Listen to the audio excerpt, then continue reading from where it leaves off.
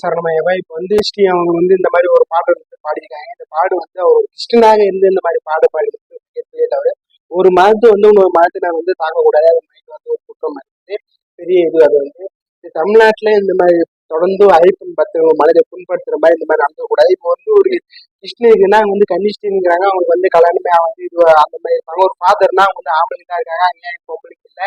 இதுக்கான அதே மாதிரி மசூதியில பெண்கள் உள்ள போகக்கூடாது. இதுவும் இருக்கு. இந்த மாதிரி எல்லாமே அவங்க மதத்தை சார்ந்து அவங்க எல்லாமே வழி பின்படுத்துறாங்க. அது எல்லாருமே யாருக்கும் தப்பா யாருமே எடுத்துக்கூட எதுவும் இது பண்ணக்கூடாது. ஆனா தொடர்ந்து ஐப்பன் பக்தர்களை மட்டும் நீங்க தொடர்ந்து இதே மாதிரி நீங்க பாட்டு பாடி இதே மாதிரி இது பண்ணிருக்காங்க. ஐப்பன் பக்தர்கள் ஐப்பன் பொறுமையா இருக்க கோவப்படாதவங்க நிறைய சொல்லியிருக்காங்க.